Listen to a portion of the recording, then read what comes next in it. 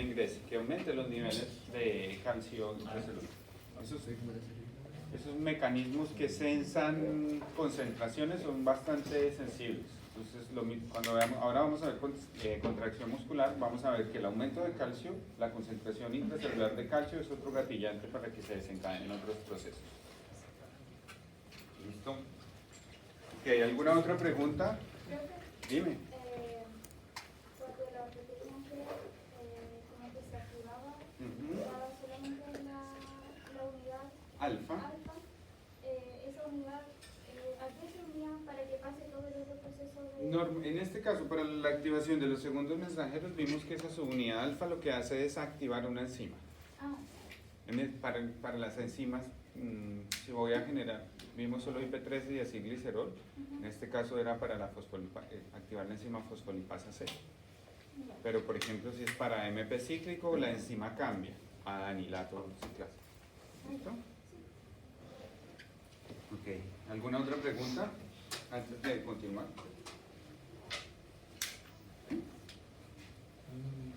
¿No? Terminamos entonces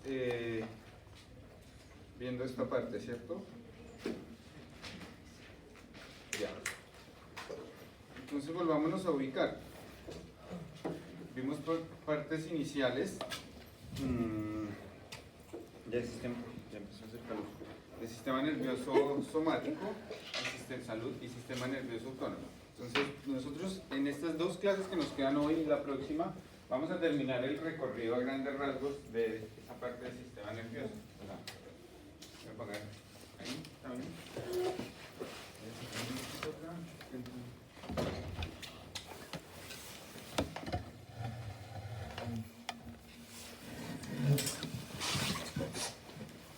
Entonces vamos a centrarnos en la parte del somático. Vamos a reconocer los procesos que ocurren a este nivel para que exista la contracción muscular. Esta imagen ya la habíamos visto también, ¿cierto? Entonces, recordar que nos vamos a centrar en la primera parte, donde tenemos una neurona motora, y esa neurona motora va a hacer sinapsis en el músculo esquelético. ¿Recuerdan cómo se llama el neurotransmisor que se libera a ese nivel? Acetilcolina. Ok, muy bien, acetilcolina y el receptor nicotínicos, perfecto. Entonces aquí tenemos receptores de tipo nicotínico. Entonces vamos a ver a profundidad, ya veíamos cómo se formaba la enzima, ¿ok? Y vamos a ver a profundidad, mirando unos videos, qué es lo que ocurre en esa placa motora terminal, acá, perdón, lo que ocurre en la formación de la enzima. Lo que ocurre en esta placa motora terminal, que básicamente es el lugar donde esta neurona motora hace sinapsis, en este caso para el músculo efector, que el músculo efector que vamos a ver hoy es, bueno, una parte del inicio es el músculo esquelético. ¿Listo? Ahí van a quedar dos diapos con diferentes numeritos, ¿ok? Esta y esta.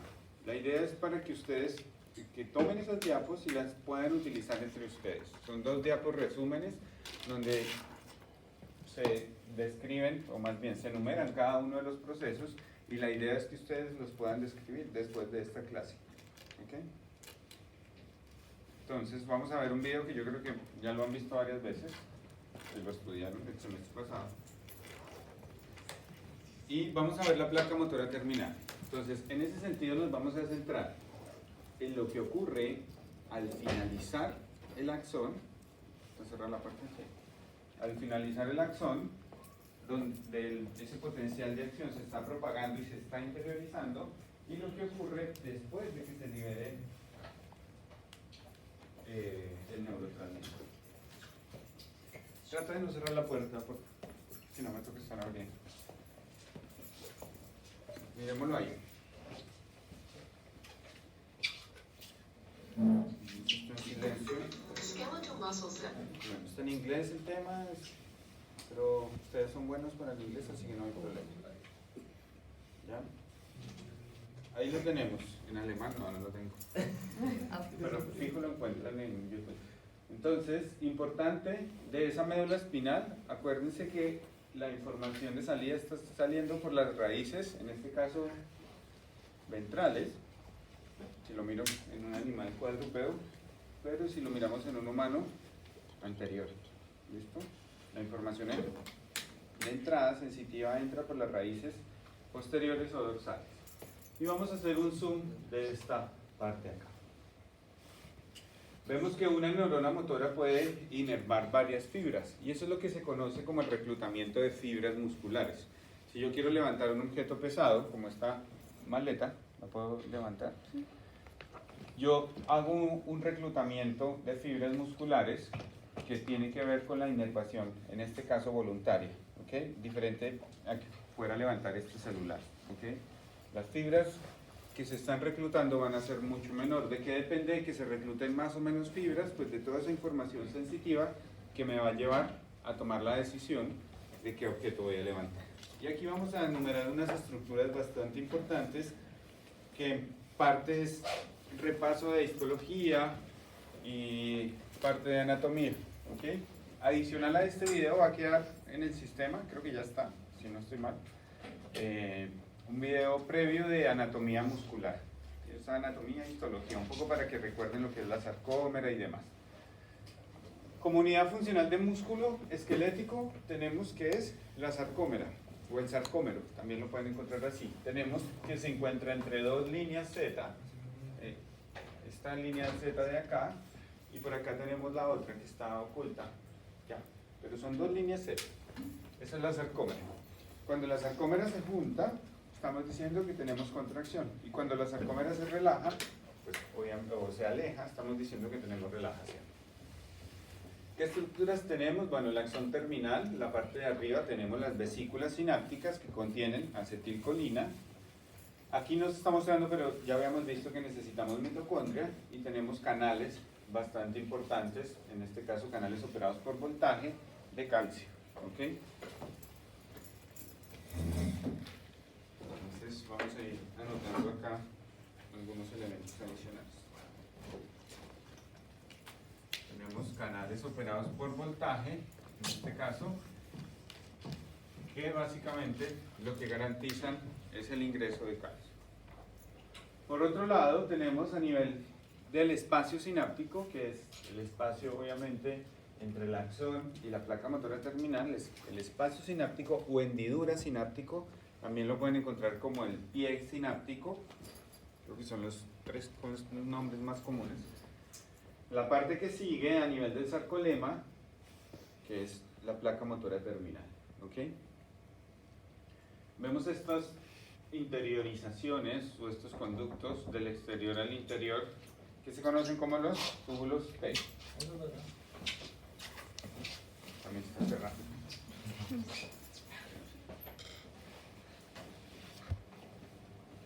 Bueno. Vamos a hacer una cosa. ¿Ya? Porque no voy a estar en la plaza. El último que llega se va a sentar acá. Estar atento a abrirle al compañero. ¿Les parece? Ya se van rotando.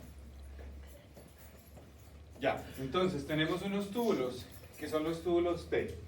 ¿Listo? Ahí básicamente estamos viendo como parte de su función. Está conectando el exterior con el interior.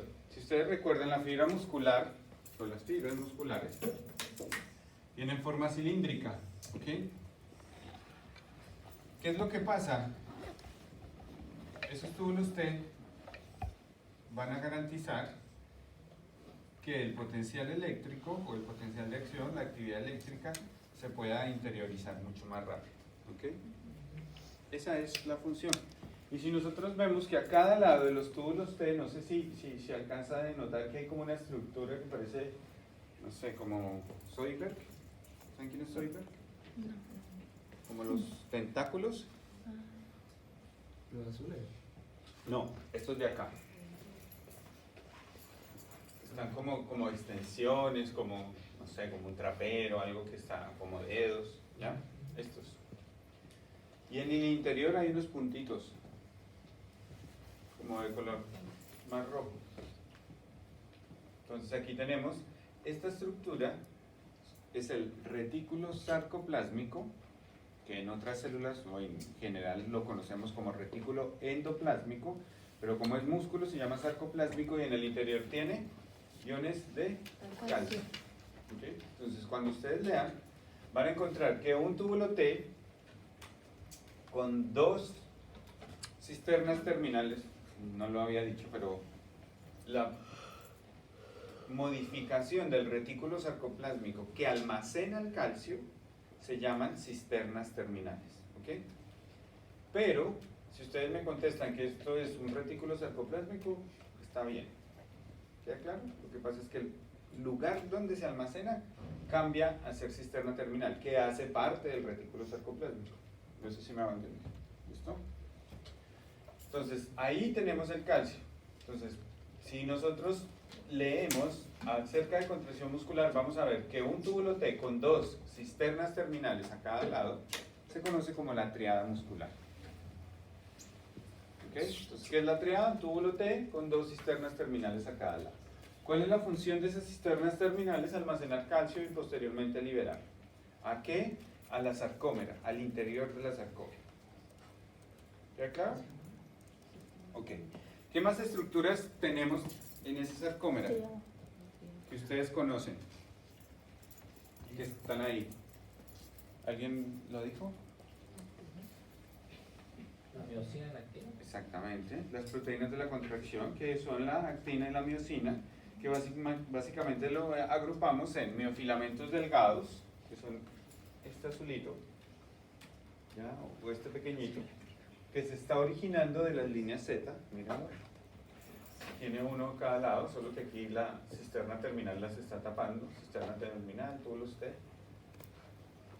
Y adicionalmente tenemos otro en el centro, que es aquí donde está el cursor, que son los miofilamentos gruesos. ¿Ya?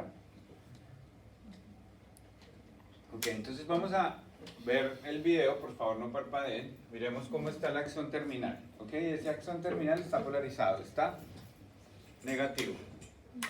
¿Ya? Cuando el potencial de acción se interioriza, pues se está expandiendo, digamos lo que no siempre se interioriza, pero en este caso se está propagando, se está expandiendo del cuerpo de la neurona hacia la porción más distal de esa neurona, vamos a ver que ese cambio a este nivel de voltaje, donde de negativo se hace positivo, va a garantizar que operen canales operados por voltaje, que van a garantizar que el calcio del exterior va a ingresar. Y recordemos en general que el calcio, cuando ingresa a la célula, tiene que ver casi siempre con movimiento. Entonces, en ese sentido, ese calcio, miren los iones de calcio que están allá, esos puntitos. Cuando el potencial de acción llega a este nivel, esos iones de calcio van a ingresar. Y esos iones de calcio se van a unir con una proteína que se llama la calmodulina. Calmodulina. Mírenlo ahí. Se abre por la despolarización, ingresa los iones de calcio, mírenlo. Ahí ya están dentro del axón terminal y ese calcio calmodulina, que no está dibujado ahí, va a garantizar que las vesículas que tienen la acetilcolina, mírenlo, se va a desplazar a la periferia. ¿Ok? Entonces, esa unión de calcio calmodulina que se da porque el potencial de acción garantizó el ingreso de calcio, conlleva que las vesículas se desplacen a la periferia, posteriormente se fusionen con el axón, con la membrana del axón y liberen por exocitosis la acetilcolina. ¿Alguna pregunta de esa primera parte? ¿No? Ahora pasa el gato encima de la brillada.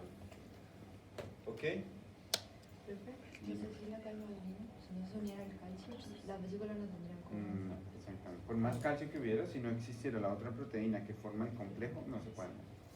De hecho, hay enfermedades, muy buena pregunta, puedes hacerlo en voz alta para tus compañeros. De que si no hubiera calmodulina, las vesículas no se podrían mover hacia la periferia. Exactamente. Si no hay calmodulina, las vesículas no se pudieran, por más calcio que hubiera, no se podría mover. ¿Se acuerdan la primera imagen donde veíamos que cada proceso era un paso a paso? Eso es uno de los pasos. De hecho, hay enfermedades en las cuales por deficiencia, más bien por una mutación genética, no hay suficiente calmodulina. ¿Ya? Esa proteína. ¿Estamos ahí? Ok, entonces liberamos el neurotransmisor. ¿Cuál fue el neurotransmisor? Acetilcolina. Y se une a los receptores ¿de qué tipo? Nicotínicos. Miren que el receptor como tal es chico. Lo grande es el canal. Entonces, esto es un canal operado por ligando o canal operado por receptor. Que cuando se activa, va a garantizar el ingreso y salida. Chicos, si ustedes no tienen la capacidad de quedarse en silencio, para la clase les pido el favor que se retiren. Se anotan en el QR y se pueden retirar. ¿Ok? Entonces tenemos acá la unión de acetilcolina con el receptor de tipo nicotínico y básicamente va a operar el canal. El canal típico y la operación típica, en este caso, que es una bomba de sodio-potasio. ¿Ok? Con la característica que aquí no estamos gastando una gran cantidad de energía. No es un transporte activo secundario, sino es un canal que se está activando por ligando. Entonces, básicamente aquí tenemos el ingreso de iones de sodio y la salida de iones de potasio. Entonces, si estamos ingresando más positivos, porque están ingresando más moléculas de sodio, ¿qué va a pasar con el interior, con el potencial de membrana, en este caso de la célula muscular? Se va a volver positivo. Ok, se va a volver positivo y se va a iniciar una despolarización. Entonces, voy a parar ahí el video. ¿Se entiende? ¿Cómo se llama entonces la enzima que degrada la acetilcolina? Que ya lo ven. La acetilcolina esterasa en el espacio sináptico, mírenla acá, que cuando generó esta despolarización, esto no se puede quedar abierto de manera continua, porque si se quedara abierto de manera continua, como consecuencia, ¿qué podría ocurrir a nivel del músculo? ¿Calambres? Una contracción sostenida que se llama un calambre. Pero si es muy sostenida, Una parálisis. una parálisis. ¿De qué tipo? Espásmica. Espástica, muy Eso. bien, perfecto. Una parálisis rígida, ¿sí queda claro? Y es común encontrarlas.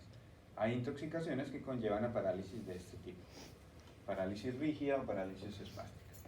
Por eso es necesario que esté esta enzima en este nivel, ojo, que no es el único, digamos, mecanismo de control de la contracción muscular, pero a este nivel es importante que la enzima degrade la acetilcolina. ¿En qué? En ácido acético y en Colina. colina. ¿Y qué pasa con la colina? Se recicla. Se recicla. ¿Vamos? Ya. Ahí está el proceso. Acetilcolina esterasa, ahí está, toma la acetilcolina y la genera dos productos. Listo, el canal se cierra, pero ¿qué pasó con la placa motora terminal? Ya se despolariza, se empieza a activar. Y esa despolarización va a garantizar que más canales operados por voltaje se empiecen a extender o a activar.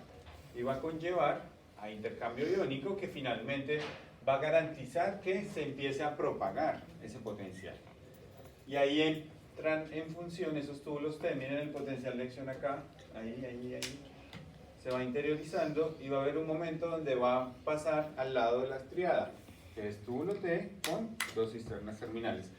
Y al pasar al lado de la triada, ¿qué va a pasar de esa cisterna terminal? Al activarse por ese potencial de acción, va a generar La contracción. antes, sí, La liberación de calcio. Antes de esto, miren los iones, salen. Los iones de calcio salen. ¿Queda claro? Ahí se diría que sale del retículo sarcoplásmico o de los sistemas terminales. De los dos, cualquiera de los dos está bien. En este caso, para ser, digamos, más exacto, saldría de la cisterna terminal. Lo que pasa es que la cisterna terminal es una extensión de ese retículo sarcoplásmico, que recibe otro nombre, pero sigue siendo retículo sarcoplásmico. ¿Ya? Entonces, anoten esta pregunta, de tipo... De las siguientes frases, ¿cuál es verdadera? Entonces, primera, el calcio en la contracción muscular esquelética, no necesito que la copien todos en la letra, el calcio en la contracción muscular esquelética participa en dos puntos. Solo en el desplazamiento de la vesícula de acetilcolina.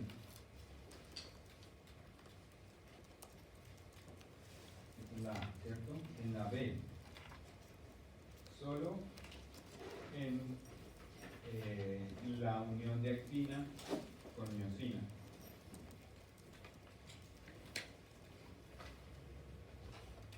Esta es la B. La C, para la desconexión de la molécula de actina con miosina. Esta es la C. La D, en el desplazamiento de la vesícula de acetilcolina y en el golpe activo. ¿Esa es la E? ¿Vamos en la E? Ah, pues es D. Falta la E, ¿cierto? En el desplazamiento de la molécula de tropomiosina. ¿Listo? Ahora al final del segundo video o la segunda parte la contesta. ¿Se entendió?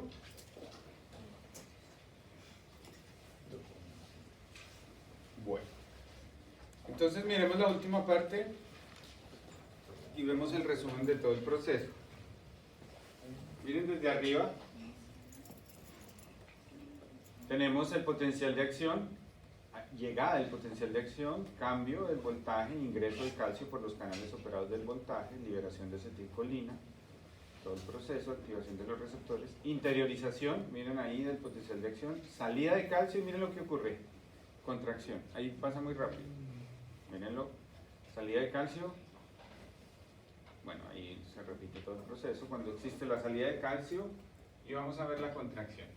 Importante de esta contracción, ahí está, que básicamente son dos líneas, las dos líneas Z se están acercando hacia el centro de la sarcómera.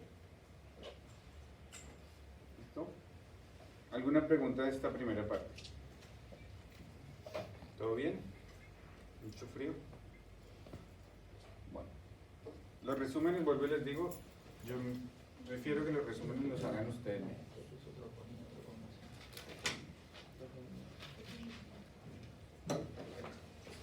Entonces ahora vamos a ver el proceso más al detalle.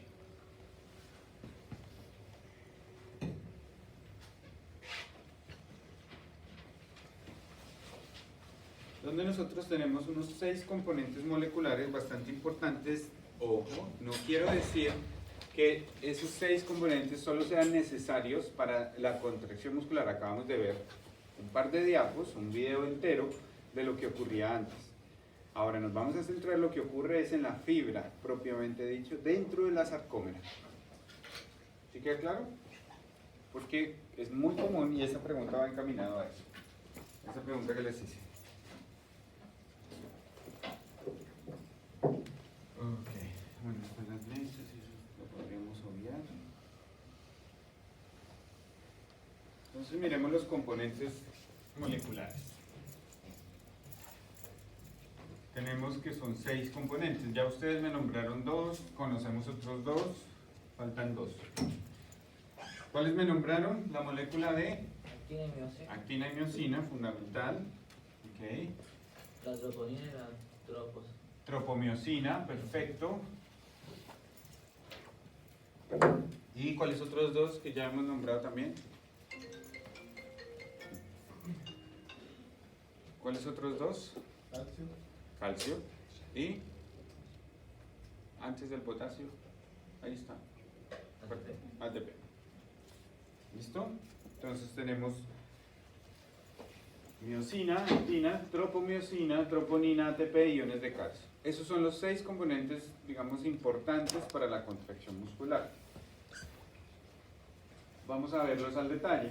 Habíamos visto que tenemos miofilamento grueso y miofilamento delgado. Vamos a revisar cada uno de ellos. Dentro de ese miofilamento grueso, ahí estamos haciendo un zoom de ese miofilamento grueso. Básicamente lo que estamos viendo es que el miofilamento grueso está compuesto principalmente, o casi que exclusivamente, digo exclusivamente porque hay otras 2 proteínas que hacen parte de la integridad, que no las vamos a ver, pero digo que casi exclusivamente, por miosina. ¿Ok? La molécula de miosina funciona como este brazo. Voy a hacer la analogía, con la gran diferencia de que no, en este caso faltaría como una cabeza del brazo. ¿Okay?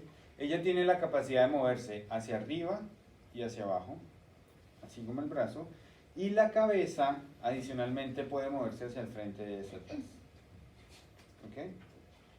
Ustedes van a leer que el movimiento del ángulo no puede superar 90 grados y que la inclinación está entre 65 y 90, pero eso en este caso la verdad carece de relevancia. Lo importante es entender el mecanismo. Ahí vamos a ver la molécula. Entonces la molécula, aparte de que tiene esa capacidad de moverse hacia arriba y hacia abajo y moverse hacia el frente y hacia atrás la cabeza, tiene dos sitios exclusivos de unión, la cabeza, donde forman puentes cruzados.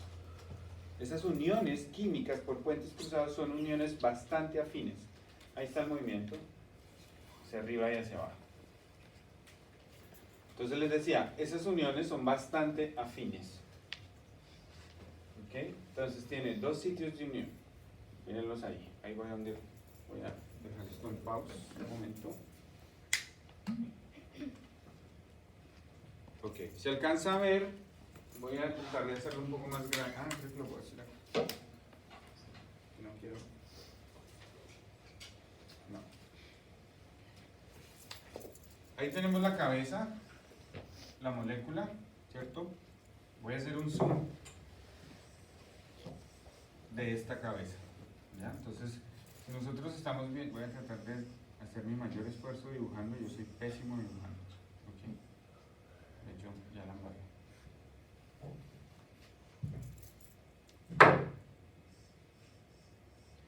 Ahí estamos haciendo un zoom de la cabeza. ¿Okay? Vemos la característica con los dos sitios de unión de esa cabeza. La primera, que esto es el sitio de unión. Ojo que estamos viendo la molécula de miosina, pero es el sitio de unión para la molécula de de actina.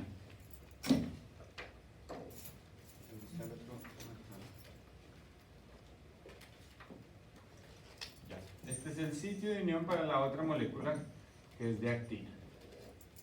¿Listo? Importantísimo. Miren que la abertura, la posición en la cual está la molécula, está doblada, ¿cierto? Hacia arriba. Y tiene la abertura expuesta. Si tiene la abertura expuesta, quiere decir que si encuentra una molécula de actina cerca, ¿qué va a pasar? Se va a unir. ¿Por qué? La unión se da por puentes cruzados. Yo aquí lo estoy haciendo pedagógico, pero eso realmente es súper angosto, súper estrecho. Son pequeños nanómetros que hay de distancia.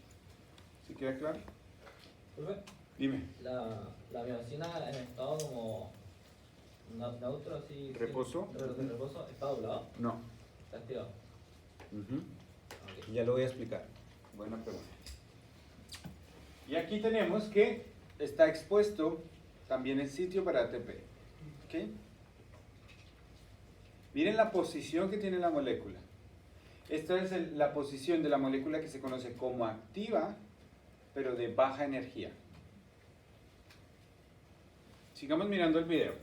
Por favor, miren muy detalladamente el video. Oh. Eso siempre pasa.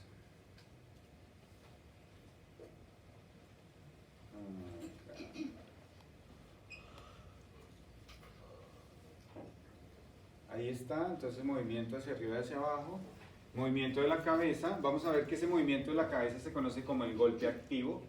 Miren la conformación de la molécula, entonces están los sitios expuestos, no hay ATP unido.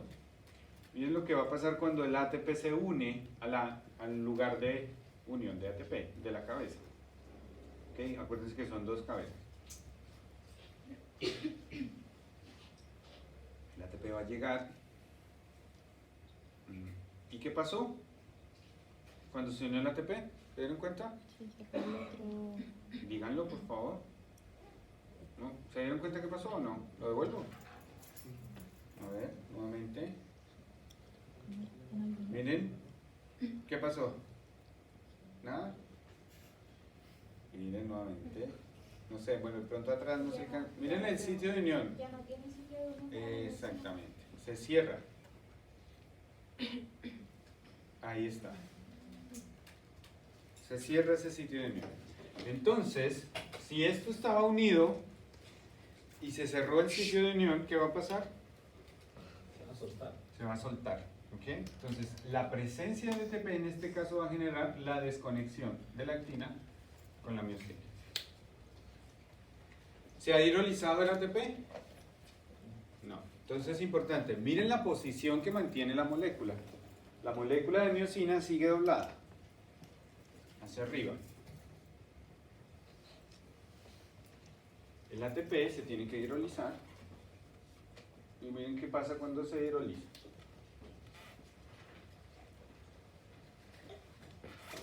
Le va a conferir, ya sabemos que la hidrólisis de ATP va a generar ADP y fósforo inorgánico y confiere energía. Miren, se hidroliza. Cuando se hidroliza, ¿qué pasa? A la miocina. Carga la molécula de miosina, pero adicionalmente Estira. se estira, la cuesta, la lleva al proceso de reposo. ¿Ok?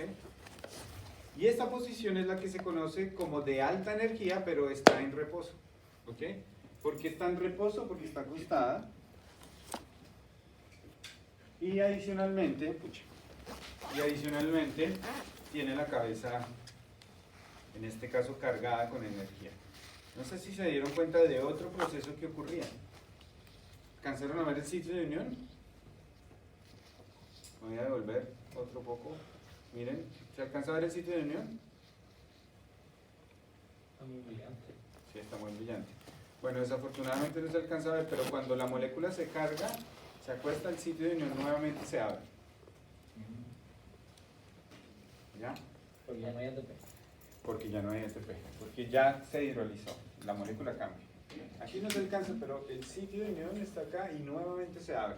De pronto desde atrás lo puedan ver mejor, pero ¿sí se nota? Ok. El sitio de unión nuevamente se abre. Quiere decir que si yo tengo exceso de ATP, o tengo exceso casi no hay, pero si yo tengo suficiente cantidad de ATP, voy a poder ejercer una contracción sostenida, lo cual no ocurre en la realidad.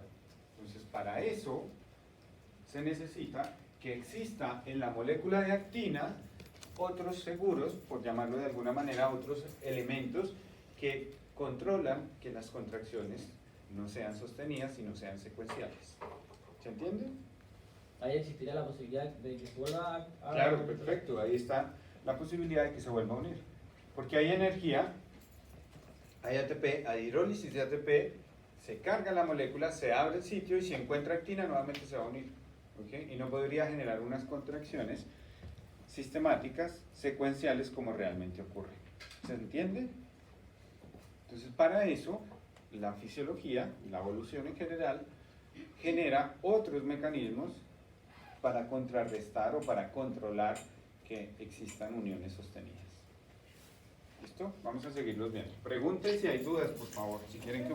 ¿Sí? ¿Cómo se llamaba cuando la miocina estaba en reposo? En reposo, ¿así? Sí. Eso es una conformación de alta energía. Reposo, pero de alta energía, porque básicamente es donde la cabeza está cargada. ¿Ya? Bueno. Ok, entonces ahora vamos a ver el miofilamento delgado o fino, lo pueden encontrar.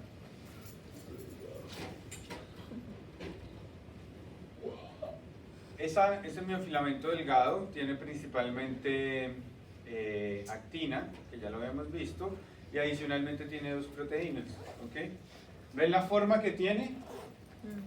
Como de espiral, ¿cierto? Doble cadena helicoidal. ¿Qué otra forma tiene? Bueno, en otro curso me dijeron que se parecían unos arándanos.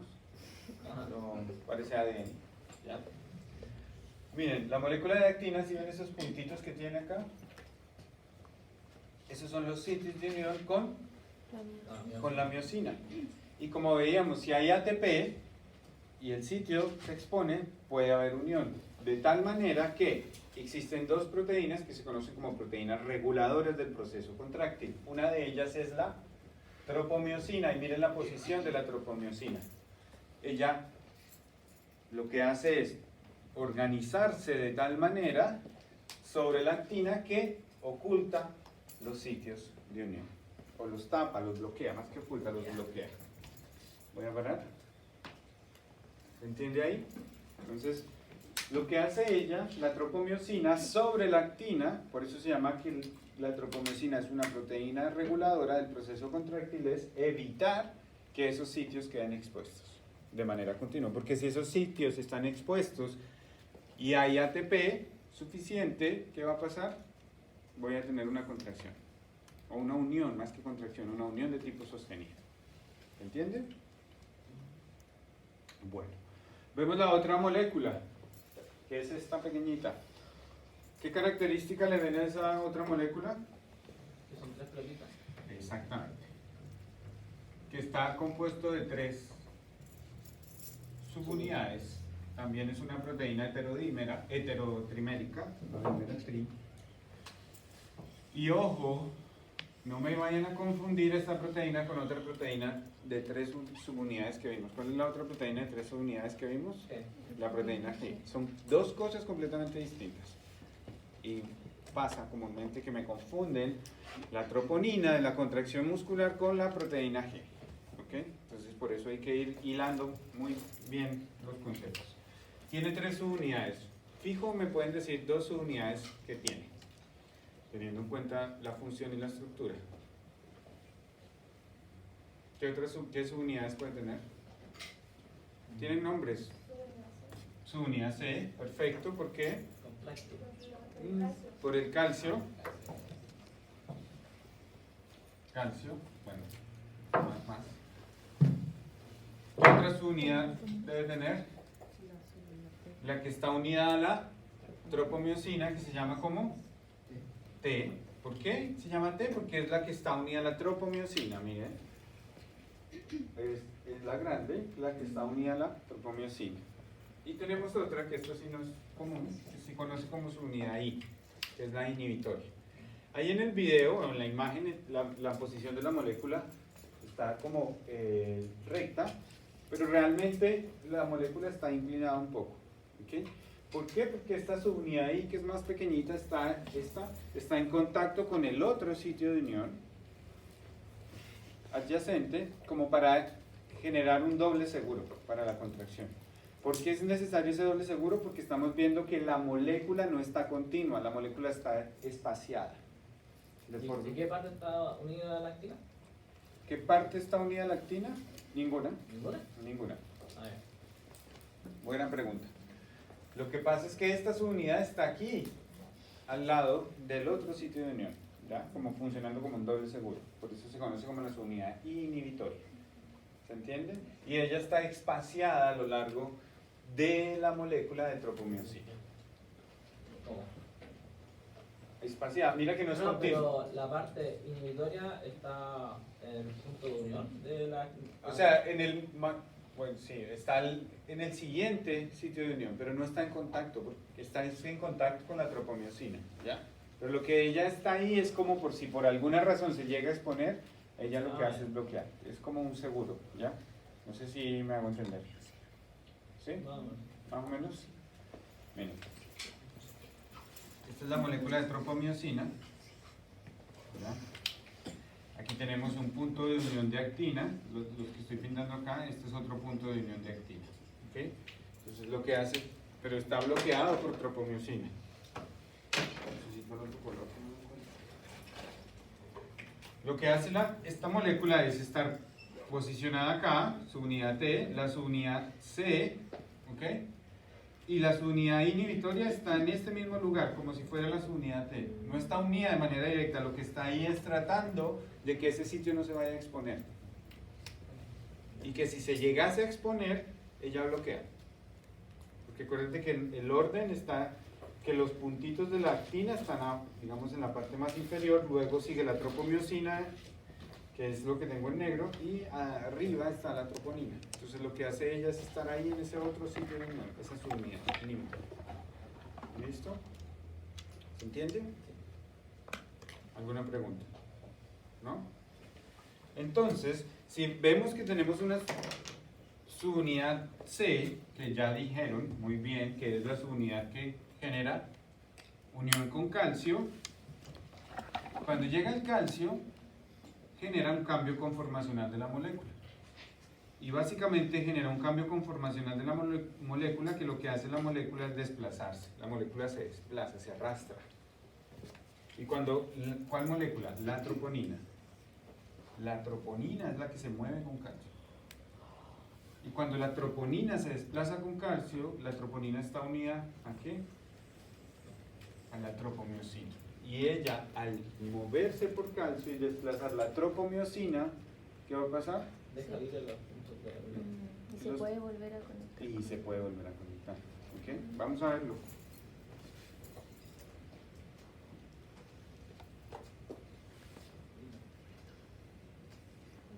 Ahí está.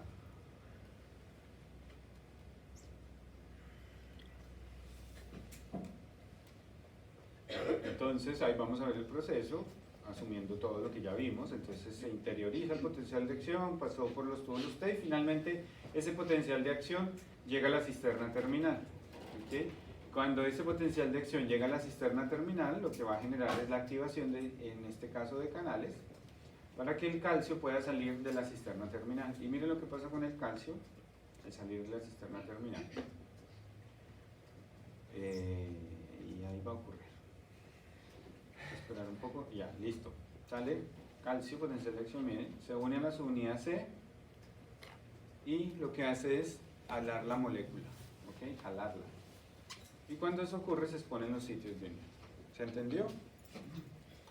Nuevamente, ¿lo vemos?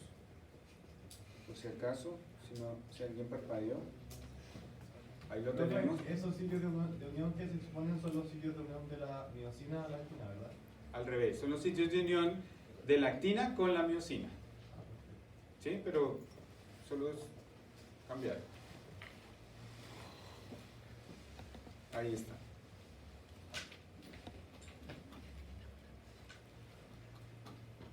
Ahora vamos a ver todo el proceso. Ahí está. Por pedagogía lo estábamos viendo como ocurría en un solo evento, pero vamos a ver más adelante que esto ocurre de manera secuencial. Se exponen unión, golpe activo. Nuevamente el ATP se necesita para desligarse y el calcio se devuelve. Ahí está. Entonces, miren que la molécula está hidrolizada, el ATP, pero tiene energía. Golpe activo consume la energía, pero sigue quedando unida. Se necesita otro ATP para desconectar la unión, para cargar la molécula y adicionalmente el calcio se tiene que reciclar. Entonces hemos visto la participación del ATP en dos procesos. ¿Cuáles son los dos procesos que ya vimos? Que suelte Desconexión de la molécula, ok. ¿Cuál otra? Ok, para que ocurra eso, conferirle la energía a la cabeza para volver a su estado de reposo. ¿Listo? Profe, ¿en qué parte del calcio se desconecta de la troponina? Ya lo vamos a ver. Buena pregunta. Cuando la molécula se desconecta, ¿ok? Existe otro cambio conformacional y la molécula de troponina pierde afinidad por el calcio y lo vuelve y lo libera. ¿Listo? Ahí el video hace un resumen en 6 pasos. Vuelvo y les digo, los resúmenes es bueno que los hagan ustedes. Y ahí está. Entonces, en el momento en que la molécula se desconecta por la presencia de ATP, esa desconexión genera un cambio conformacional, ¿ok? Y ese cambio conformacional en la molécula conlleva a que se libere el calcio. Y el calcio, como aumenta en este caso su concentración a nivel intracelular, tiene que devolverse a la cisterna terminal. En este caso hay una bomba de calcio y algo importante de esa bomba de calcio, no te me duermas despierta. ¿Quieres un poco de café? Te puedo convidar si quieres. En este caso, esos iones de calcio necesitan ingresar. Ahí está. ¿Y qué se necesita? ATP. Entonces el ATP participa en este caso, en 3 momentos importantes para la contracción. Participará también para la formación de acetilcolina. ¿Qué opinas tú? ¿El ATP participa en la formación de acetilcolina? Claro, ¿por qué? ¿Colina? Sí, porque Ah, por la entrada. Por la entrada de colina. De colina. ¿ya? Yo estoy llevando paso a paso, pero obviamente tenemos que integrar todo. Pero la producción de acetilcolina no es necesario el ATP. En la producción de... De acetilcolina. Sí, claro, porque si no hay reciclaje de colina y Ah, adicionalmente por si la ahí se mitocondria, si no hace esa fosforilación oxidativa para producir acetil-CoA, tampoco habría el otro mecanismo. Entonces se necesita también a ese nivel. ¿Se entiende? Miren ahí, entonces esto no, como les decía, no ocurre en un solo evento, sino que ocurre en diferentes procesos y en diferentes moléculas que de manera secuencial garantizan el desplazamiento, mírenlo, del miofilamento delgado hacia el centro de la sarcómera. Y ese desplazamiento del miofilamento delgado hacia el centro de la sarcómera, ¿se acuerdan de la organización que veíamos que esos miofilamentos delgados se originan de las líneas Z? Sí. Al llevarlo al centro de la sarcómera lo que está generando es una contracción. Ahí está.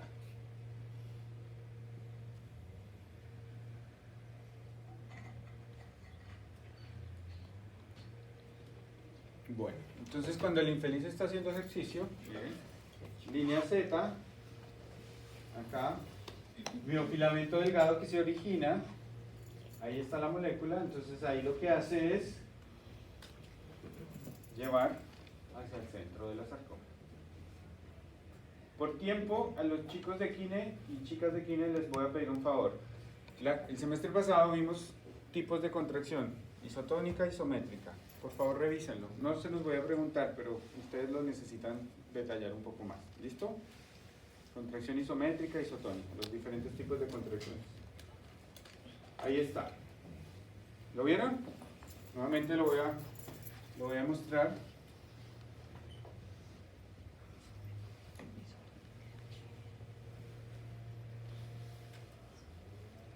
Y mírenlo. Desafortunadamente hay temas que no alcanzo a abordar por tiempo. Nosotros tenemos 4 clases en Kine de músculo, en cambio aquí es como 1 y media. ¿Ya? Ahí. Entonces contracción, miren la molécula y se lleva hacia el centro de la sarcómera. ¿Se entiende? Listo. ¿Alguna pregunta de esto? ¿No? Ok. Pero, ¿podría devolverse? En Claro. la parte que se empieza a descontraer Sí. es porque deja de entrar calcio. Hay varias causas, pero una de ellas, importante en este caso, es porque el calcio se recicla. Deja de salir calcio del retículo sarcoplásmico y se empieza a reciclar. Que cuando hablas de entrar es porque llega al exterior y ahí hay una gran diferencia con músculo liso. Pero ya lo voy a explicar. ¿Qué parte me decías? Ahí para que se empiece a... ¿A liberar? Sí. Entonces acuérdate que la liberación es porque el ATP llega y cambia la conformación de la molécula. Eso es lo primero, que es quitarle la afinidad en ese sitio del calcio. Y al quitarle la afinidad del calcio a la molécula, el calcio se tiene que regresar. ¿Listo? Entonces, ¿cómo se llama cuando se hace así? La contracción. La contracción. En la descontracción, Sí. todas las actinas quedan cargadas. Sí. Ah, Eso es una muy buena pregunta, porque eso me conlleva a pensar que para contraerse no solo necesito ATP, sino que otro necesito la contracción muscular, calcio. El agotamiento de calcio es otra de las causas de dificultad en la contracción. ¿Okay? Lo que pasa es que en músculo esquelético el calcio no se consume, por decirlo así. ¿Ya? El calcio se vuelve a reciclar. ¿Listo? Entonces el calcio lo que ganamos es más o menos afinidad. ¿Se entiende? Vamos a ver la gran diferencia con músculo liso. y después vuelve a las terminales. A los sistemas terminales. ¿Vamos? Ok. ¿Cuál es la característica de la contracción esquelética con músculo liso? Digamos como gran diferencia. Es el tipo de contracción. ¿ok? En esquelético, a no ser que ustedes lleven mucho tiempo, muchos años entrenando, pero la contracción de músculo esquelético siempre es pequeña, corta, ¿ya? En ese sentido, si yo hago la comparación de contracción de músculo liso, las contracciones de músculo liso tienen la característica de ser sostenidas en el tiempo. Piensen en la presión arterial.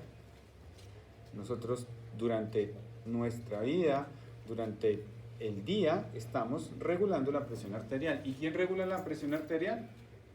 Los vasos sanguíneos a través de la contracción o relajación del músculo liso vascular.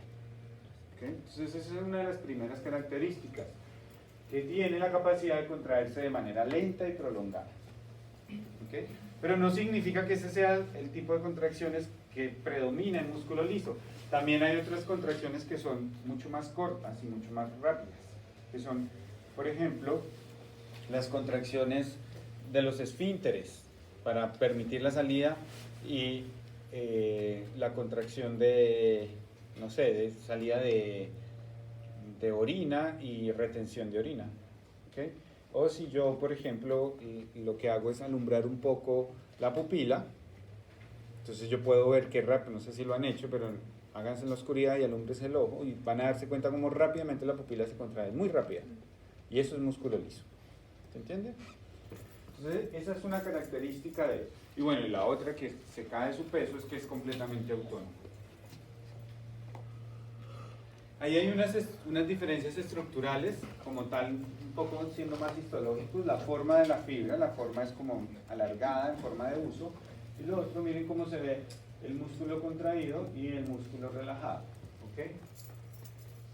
Digamos que la estructura, en este caso, aquí tenemos son placas de unión, que es como la analogía a las líneas Z, y lo que hace es unir varias sarcómeras, en este caso para generar la contracción muscular. Aquí está la chaya de ese tema. ¿Okay?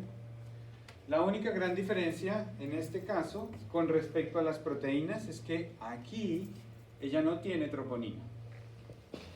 ¿Okay? Tiene calmodulina y ya habíamos hablado de ella. Importantísimo. ¿Por qué? Porque la calmodulina sí tiene una mayor afinidad por el calcio. De hecho, hace parte de las calvindinas, que son esas proteínas que tienen la capacidad de unir calcio. ¿Okay? Entonces ella genera rápidamente un heterodímero con calcio. ¿Okay? ¿Sí queda claro? Y esto tiene una característica bien importante, porque aquí el calcio sí se agota. Tengo mi gato en la casa. Y aquí el calcio sí se agota. ¿Ya? Eso es una característica. La voy a explicar. Ahí no se entiende mucho porque hay hartas flechas, pero lo voy a explicar con esta diapositiva. Bueno, vamos en orden. Vamos a ubicarnos. La parte externa, esto es membrana celular, y esta es la parte interna de la célula. ¿Qué tenemos? A nivel externo, receptores. Receptores con una característica. ¿Cuál es esa característica? La proteína G. Ok. Se conocen como receptores acoplados a proteína G. Ustedes los van a ver así. Y esos receptores, bueno, aquí no está muy bien el dibujo, pero son receptores transmembranales que están así, a lo largo de la membrana. Y la proteína G estaría como unido al receptor. Ya lo habíamos visto en la clase pasada. Entonces, el receptor acoplado a proteína G. Característica importante, la proteína G cuando se activa va a activar una enzima que ya habíamos hablado de ella, que es la fosfolipasa C. Toma un sustrato y genera dos productos, también ya lo habíamos visto. En este caso, el producto importante es el inositol trifosfato o el IP3.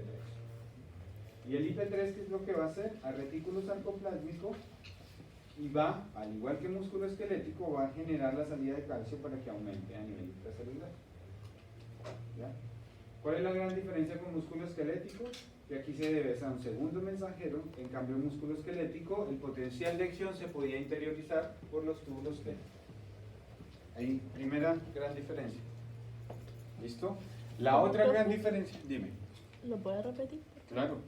Primera gran diferencia con músculo esquelético es que en músculo esquelético la salida de calcio de este retículo cercoplásmico se daba, voy a simular que esto es un músculo esquelético, que teníamos los túbulos T y el potencial de acción se interiorizaba. Y a cada lado había sistema terminal o retículo cercoplásmico y cuando el potencial de acción se interiorizaba, ¿qué pasaba? Este calcio podría salir. Esa es la diferencia. Porque acá en músculo liso lo que genera esa salida de calcio es que ese segundo mensajero va y le dice al retículo sarcoplásmico saque el calcio. ¿Ya? ¿Se entiende? Ok. ¿Qué otra gran diferencia? Orígenes de calcio. Vemos ahí algo que he nombrado desde la primera clase. Canales operados por voltaje y canales operados por receptor o por ligando. Dime. ¿Podría explicar después el PIP? ¿Acá? El IP es producto del IP, el PIP. Sí, una reacción enzimática es un sustrato, un producto y una enzima. ¿Ok? En este caso, el sustrato, que es el 1, ¿cuál sería? PIP2. ¿Ya? ¿Cuál es el producto? En este caso tenemos dos productos. IP3 y DAG, que es diacilglicerol, segundos mensajeros, los nombré la clase pasada. Y el tercer paso es la enzima, que cataliza la reacción. ¿Cómo se llama la enzima? Fosfolipasa C. Fosfolipasa C. ¿Listo? ¿Sí? ¿Se entiende? Bueno. En este caso, vamos a centrarnos en IP3. Inositol-3-fosfato, o trifosfato, o 3-fosfato, o IP3, como lo quieran llamar, garantizó la salida de calcio. Pero, como el músculo liso se puede contraer, más bien se puede no, se necesita que se contraiga de manera continua, el calcio se puede agotar. Porque una cosa es una contracción de músculo esquelético, donde de una manera paulatina existe contracción y relajación, en cambio el músculo liso no puede ocurrir eso. En presión arterial no puedo darme el lujo que disminuya la presión arterial. De hecho pasa en algunos casos cuando yo estoy acostado y me levanto muy rápido, que hay ese cambio de presión arterial, inmediatamente me puedo hasta desmayar, no sé si se han mareado. Sí. Okay, eso es porque puede ocurrir, eso se conoce como hipotensión ortostática de posición. ¿Listo? Entonces se necesita que haya otras opciones de ingresar calcio a la célula. Y en este caso, a través de canales operados por voltaje, un cambio de voltaje puede generar que se abran canales de calcio e ingrese calcio. ¿Okay? Esto es muy común en los músculos lisos que se contraen como un todo. ¿Okay? Entonces, por ejemplo, si el estómago quiere propulsar el contenido estomacal hacia la porción inicial de intestino delgado, ¿cómo se llama? La primera parte del intestino delgado, el duodeno, ¿cierto? El estómago se tiene que contraer como un todo. Y para que esa contracción se haga al unísono como un todo, hay uniones gap que garantizan que la transmisión eléctrica se dé rápidamente. Y esas uniones gap que generan transmisión eléctrica rápidamente van a operar canales por voltaje, porque la energía en este caso va a cambiar el voltaje y va a garantizar el ingreso de calcio del exterior al interior. ¿Entienden? También se sabe que hay otros ligandos que pueden operar canales operados por receptor. Hay algunos neurotransmisores que no estimulan segundos mensajeros, sino que operan como canales operados por receptor y pueden modificar los vasos sanguíneos. ¿Han escuchado los eicosanoides? ¿No? Como en la cascada de la inflamación.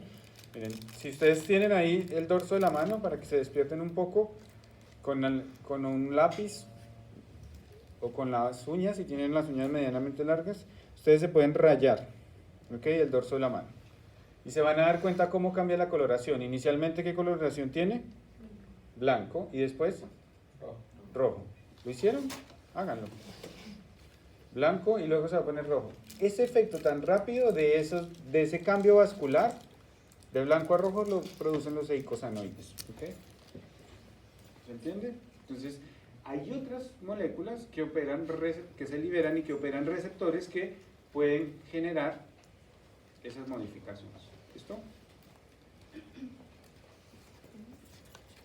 Bueno, Profe, ¿y el voltaje ahí por dónde llegaría?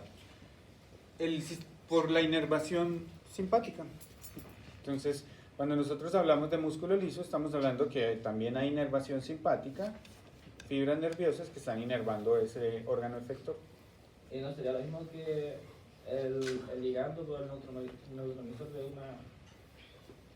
Ligando con, sí, es un neurotransmisor, pero ojo, no está generando segundos mensajeros, está uniéndose directamente al receptor, al ligando. libera otro neurotransmisor? Claro, sería otros neurotransmisores, por eso hablaba de los eucosanoides. ¿Okay? Acá principalmente son hormonas. ¿Listo? Acá. Estas son hormonas, y esto ya lo habíamos visto, que son hormonas de qué tipo? Que no pueden ingresar a la célula. ¿Qué característica tienen esas hormonas? Están hechas principalmente de agua. Hiposoluble. En este caso serían hidro, Ay, porque si fueran lipos sí pueden atravesar. ¿Ya? Pero en general las hormonas son las que estimulan segundos mensajeros. ¿Qué es lo que pasa? Que hay hormonas que también se llaman neurotransmisores, como la adrenalina y noradrenalina. ¿Se entiende? Muy confuso esto, que hay muchas bases que yo me estoy dando cuenta que no todos tienen, así que eso sí tienen que hacer un mayor esfuerzo para retener esas bases, o para adquirirlas, o recordarlas. ¿Ok? Tenemos el calcio, que aumentó su concentración a nivel intracelular, independientemente de la causa, si lo hizo por un segundo mensajero, en este caso inositol trifosfato, o lo hizo desde el exterior, por canales superados por voltaje, o por, en este caso, receptor. Pero el calcio se une a la proteína que ya había dicho, que es la calmodulina, y genera un complejo, calcio-calmodulina, que se llama CACN. No le vayan a poner la S como me lo pusieron alguna vez, porque si no queda concha su madre. ¿Ya? Entonces, es calcio-calmodulina. Aquí está, miren, calcio.calmodulina. ¿Ya? Este complejo calcio-calmodulina va a garantizar la contracción muscular. ¿Por qué garantiza la contracción muscular? Porque el calcio-calmodulina va a modular una enzima. Y esto vuelve a ser repetitivo. Lo que pasa es que el nombre cambia. Aquí la enzima se llama, no voy a volver la de anterior, ahí está el nombre, sinasa de la cadena ligera de miosina. Sinasa de la cadena ligera de miosina. ¿Ya? Miren acá, sinasa de la cadena ligera de miosina. Entonces, el complejo calcio-calmodulina modula la enzima, y esa enzima, que es una sinasa de la cadena ligera, lo que va a garantizar es la activación de la miosina. Les había dicho en la clase pasada que en general las proteínas cuando se fosforilan es cuando se activan. Entonces aquí lo que va a ocurrir es que la miosina se va a fosforilar. ¿Y cómo se fosforila? Porque hay hidrólisis de ATP. Acuérdense que el ATP genera ADP y fósforo inorgánico, y ese fósforo inorgánico es el que va a fosforilar la miosina. ¿Se entiende? ¿Cómo se llama la enzima? Sinasa de la cadena ligera de miosina. ¿Qué garantiza esa enzima? Esto que estoy explicando, que se fosforile la miosina por hidrólisis de ATP. Ahí está el proceso, miren. ATP, ¿cierto? Hidrólisis, ADP. Pero acuérdense que cuando se genera ADP, la hidrólisis es fósforo inorgánico. Yo creo que ustedes han visto la hidrólisis del ATP por ahí desde cuarto, tercero básico. Media. ¿Medio? Ya, tercero medio, sí, sorry. ADP y fósforo inorgánico. Y ese fósforo inorgánico, como tal, lo que genera es la fosforilada. Y las proteínas, cuando se fosforilan, se activan. ¿Ya? Y esta miosina fosforilada, ahí es cuando tiene afinidad por la actina. Entonces está fosforilada, tiene afinidad por la actina, y como tenía la energía, ahí se genera la contracción muscular. ¿Se entiende? Pero como este proceso se da por una proteína fosforilada, una proteína actina, la afinidad es muy fuerte. Por eso la contracción de músculo liso puede permanecer durante toda la vida en algunos órganos. ¿Ya? Para desregular, o más bien para descontraerse, en este caso relajarse, se necesita otra enzima. ¿Qué tendría que ser la otra enzima? Desfosforilar la miosina. Exactamente, desfosforilar la miosina. Rompe esa unión de miosina con el grupo fosfato. Y si desfosforila, ¿cómo se llama? Hidrolizado. No, aunque no es a través de agua, se llama fosfatasa. Ah. ¿Ya? Entonces sería una fosfatasa de la cadena ligera de miosina. Y lo que hace es desfosforilar la miosina. Y al generar esa desfosforilación, se genera la relajación. Entonces miren aquí, la tenemos. La fosfatasa de la cadena ligera de miosina lo que hace es desfosforilar la molécula. Y aquí no se debe al calcio como se debía o como ocurría por músculo esquelético, porque aquí, acuérdense que se necesitaba el ATP para que se desconectara y adicionalmente que se perdiera la afinidad por el calcio. Aquí lo que se necesita es una enzima, un proceso enzimático que rompa la molécula. ¿Queda claro? ¿Se entiende? ¿Por qué se llama miosina P? Porque es fosforilada. La P significa fosforilada. ¿Listo? Esa P es miosina fosforilada.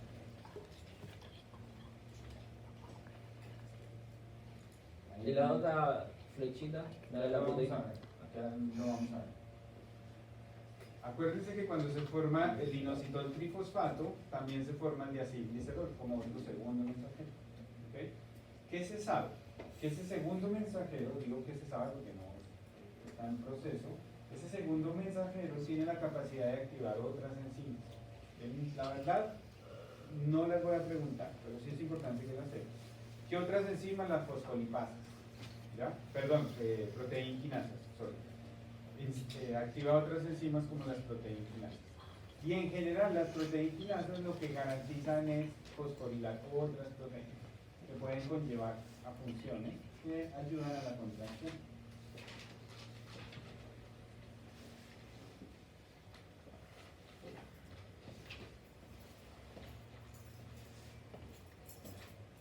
Aquí hay otra imagen de ese proceso con los nombres. Mira, primero les muestro la difícil, luego les muestro la fácil. Que si entendieron la primera, esta la van a entender mucho mejor. Canales operados por voltaje, ahí está el cambio de voltaje, ¿no? Supongamos que esto es como un potencial de acción. Canales operados por receptor, finalmente conlleva el aumento de calcio. Neurotransmisor que se une a la proteína G, al receptor que está unido a la proteína G y activa la enzima. ¿Cómo se llama la enzima? Fosfolipasa C.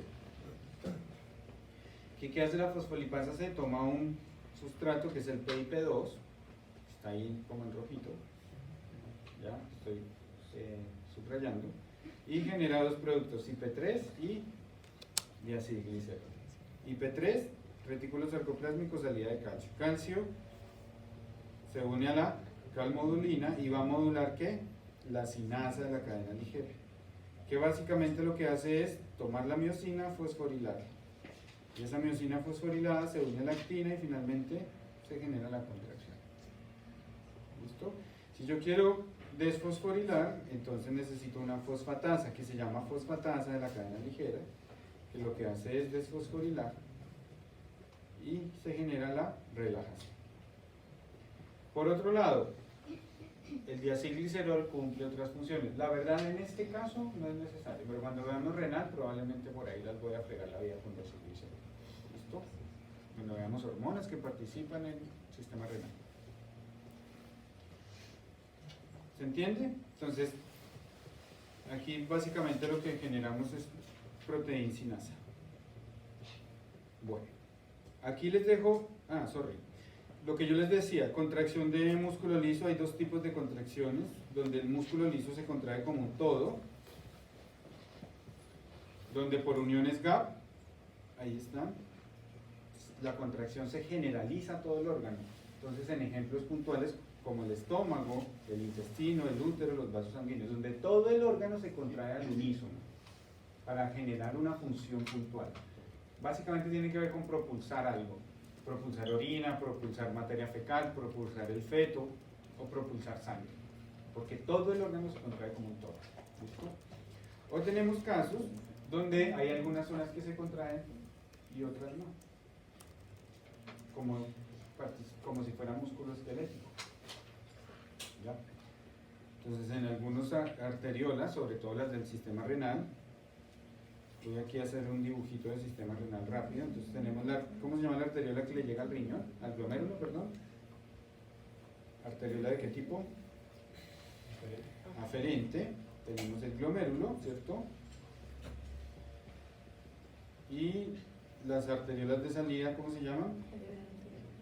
Arteriola aferente. ¿Okay? Entonces, hay casos para modificar la tasa de filtración glomerular, que esta arteriola se relaja, se hace más grande, y esta se puede contraer. Entonces, esto es uno de los casos donde de manera selectiva ocurre un proceso distinto. ¿Se entiende? Bueno. Preguntas. Ahí hay una imagen más compleja, por si alguien quiere ir a profundidad de cómo ocurre el proceso, ahí lo tenemos. Pero bueno. Esas líneas que están en la célula serían la actina, ¿no? Líneas, ¿cuáles? ¿Estos de acá? Sí. ¿Sí? Más que la actina, sí, sí, digamos que sí, pero es esta organización que estamos viendo acá. Donde tenemos actina y miocina, las dos. ¿Listo? Es la organización que tienen las fibras.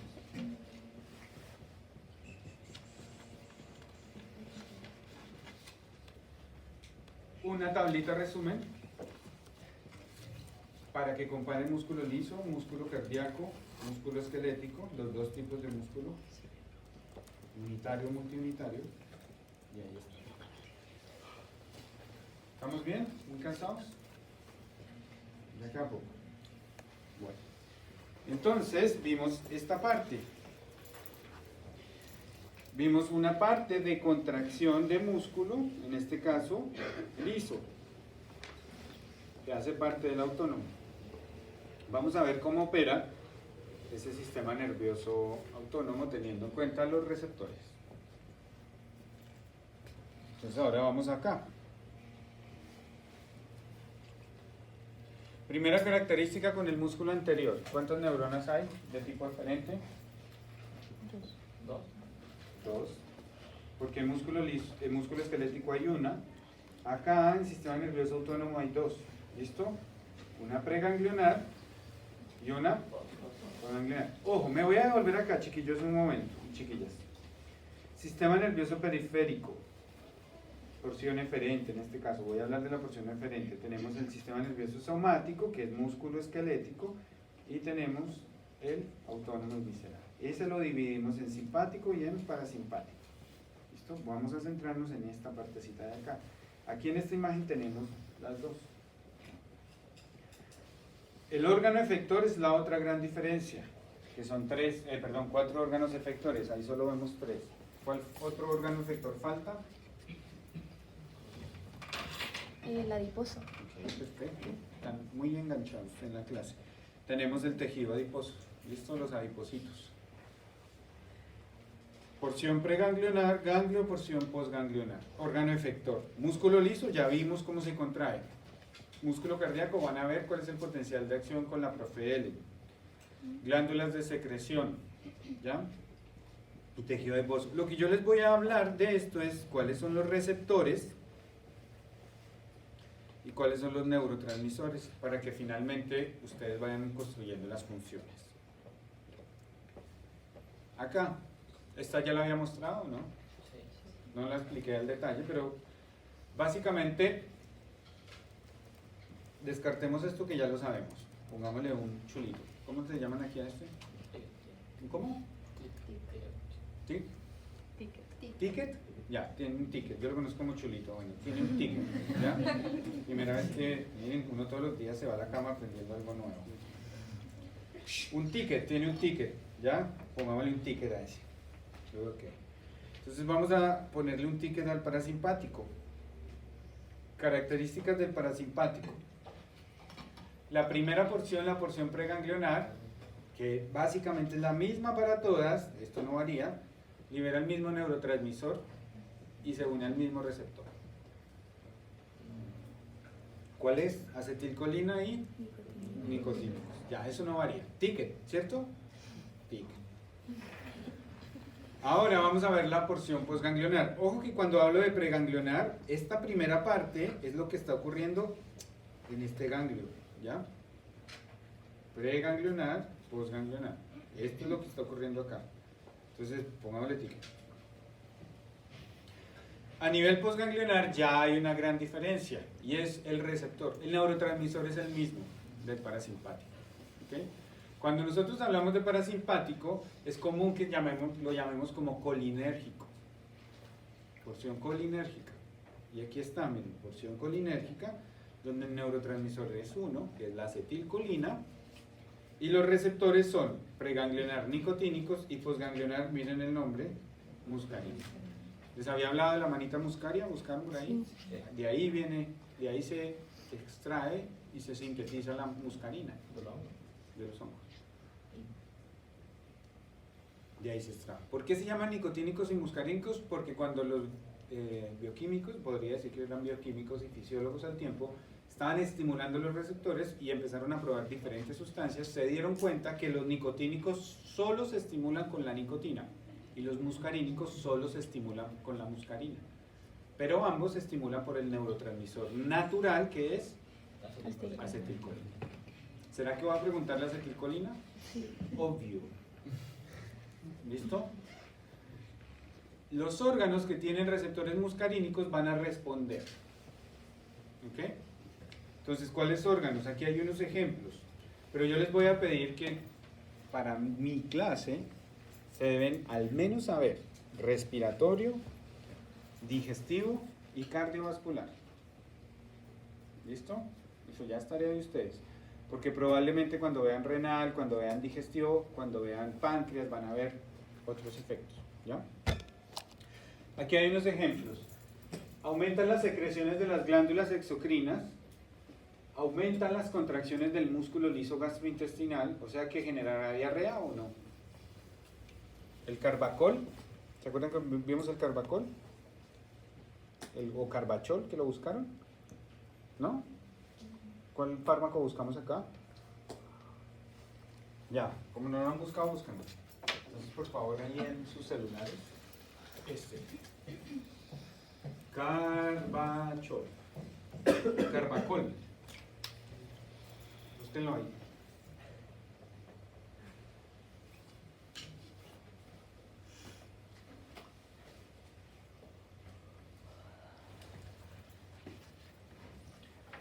¿Ya? ¿Lo buscaron? Ah, pero si los pusiera a buscar TikTok ya lo tendría. Puro papá. Sí, es el papá. O la mamá. ¿Qué leyeron? ¿Qué encuentran del carbacol? Por favor, alguien que me lea. Que reduce la presión en el ojo. Reduce la presión intraocular, ok. ¿Cuál es el mecanismo de acción? Efectos van a tener muchos. Con el mecanismo de acción. Dice agonista colinérgico. Agonista Colinérgico. colinérgico. ¿Ok? Ya. ¿Qué efectos secundarios puede tener? ¿No? Ahí. Es para simpaticomimético. Perfecto, parasimpático mimético. Muy bien. Porque es un agonista colinérgico. Estimula los nervios del parasimpático y obstruye los nervios simpáticos. Más que obstruye, hace que predomine el parasimpático. La obstrucción, no en todos los fármacos se ha encontrado, pero en algunos fármacos se sabe que al estimular uno puede ocupar los receptores del otro para que no se estimulen, y eso podría ser una obstrucción. ¿Qué más leyeron del carbacol? ¿Nada más? ¿Alguien por atrás? ¿Por qué están tan callados? Si hoy es viernes, está lloviendo, ya se pueden ir a... Dice anticolinesterasico e inhibe los efectos de la colinesterasa. Ok, ese es el mecanismo de acción puntual. Bloquea la acetilcolinesterasa. Al bloquear la acetilcolinesterasa, ¿qué pasa con la unión de la acetilcolina? No se rompe, va a quedar unida siempre. Bueno, dentro de los, si por ahí leen, de los receptores, uno de ellos es que puede generar salivación profusa, convulsiones y diarrea. ¿Listo? ¿Por qué? Porque estimula de manera continua las contracciones del tracto gastrointestinal, o sea, puede generar una evacuación. ¿Listo? Ya, ¿qué onda? No, esté temblando porque si no, el pobre colombiano le toca salir corriendo. ¿Ya? Disminución de la frecuencia cardíaca. Eso es otro efecto. Entonces miren que aprenderse que el simpático estimula y el parasimpático inhibe no es fácil, no es lo ideal. Porque acá estamos viendo que estimula el músculo liso gastrointestinal, pero inhibe el músculo cardíaco. Entonces hay que saber qué hace puntualmente. ¿Listo? Entonces, también puede generar bradicardia, el carbacol. ¿Ya? No es común que la genere porque arriba puede tener otro efecto. ¿Se entiende? Ya, entonces le ponemos ticket. Si no hay preguntas le ponemos ticket, ¿sí? Ticket. Ya. Vamos a ver el simpático clásico. Cuando hablamos de simpático clásico es el que van a encontrar en los libros, es el que la mayoría de veces yo pregunto. ¿Ok? Y si nadie les dice sistema nervioso simpático y sus excepciones, ustedes automáticamente deben pensar en este. El clásico o el canónico, la vía típica. Donde el nivel preganglionar ya tenemos ticket, así que, y a nivel postganglionar cambia el neurotransmisor. ¿Cuál es el neurotransmisor? Noradrenalina. La noradrenalina y la adrenalina también. Ojo, no está en esta diapo, pero en los libros lo van a encontrar. Adrenalina y noradrenalina. Ya nos vamos a ir, nos quedan 8 minutos y nos vamos para la casa. Siempre hay gente que tiene maleta.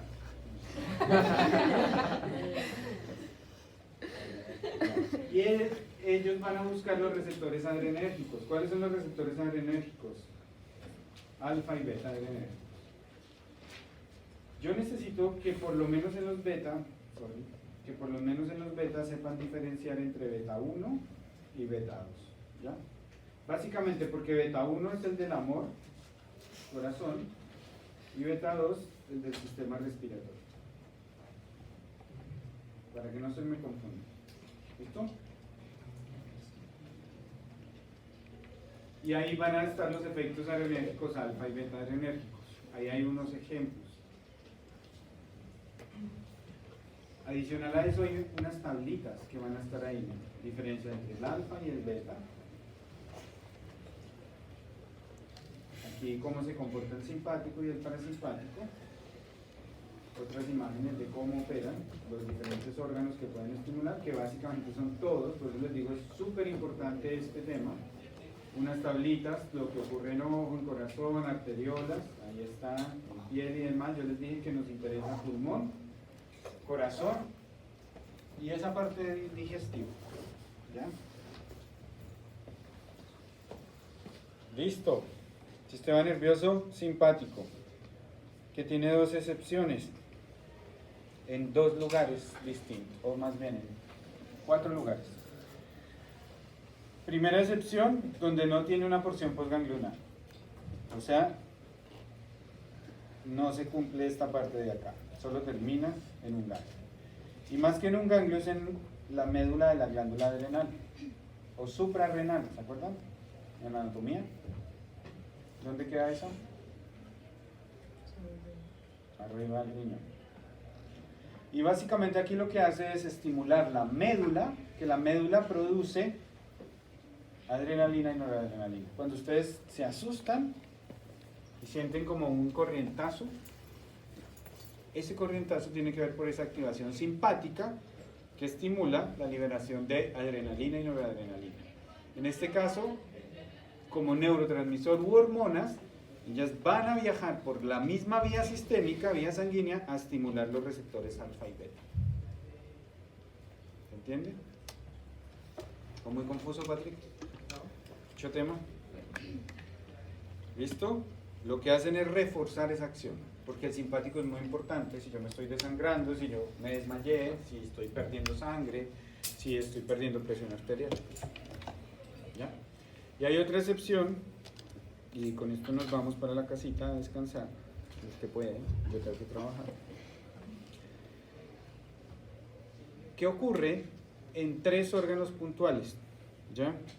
Ocurre en las glándulas sudoríparas, cuando yo sudo, en este caso, por activación simpática, no sé si algunos por nervios sudan, Sí. en este caso, es por activación simpática, pero miren que el comportamiento de los neurotransmisores es exactamente igual que el parasimpático. Es el mismo, pero hace parte del simpático anatómicamente. Desafortunadamente, así funcionan las cosas en nuestro cuerpo. Entonces funciona en glándulas sudoríparas, en los músculos piloerectores, esos que nos hacen poner la piel de gallina, cuando estamos con frío o alguien nos susurra en la oreja, ahí que se pone la piel de gallina, ahí.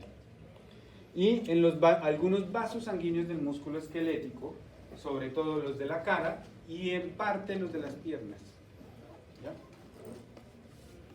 Esa es la función, esa es la otra excepción. ¿Por qué es una excepción? Porque no funciona como el simpático, sino como el parasimpático. Pero su origen es simpático. ¿Listo? ¿Por qué digo su origen? Básicamente porque aquí tenemos los ganglios del simpático y los ganglios del parasimpático. Miren la gran diferencia. ¿De dónde se originan los ganglios del simpático? ¿En qué porciones vertebrales están? Ahí, ¿cuál es ese? Torácico y en lumbares. En cambio las del parasimpático, ¿en dónde están? Se originan a nivel craneal, muy bien, ahí están los pares craneales. ¿Y en dónde más? Sacro. ¿Ya? Los ganglios están a ese nivel, anatómicamente hablando. ¿Se entiende? ¿Qué otro nombre recibirá el simpático del parasimpático teniendo en cuenta esa orientación anatómica? Simpático, si están torácico y lumbar, se llamará sistema toracolumbar. Y el parasimpático, si están los pares craneales y en el sacro, se llamará cráneo sacro. Lo pueden encontrar así en los libros muy antiguos, que lo llamen sistema nervioso simpático o toracolumbar, o sistema nervioso cráneo sacro, que es el parasimpático. En los libros antiguos lo pueden encontrar. ¿Listo, chiquillos? Que tengan un muy buen fin de semana. Espero no saturarlos mucho con mis clases, pero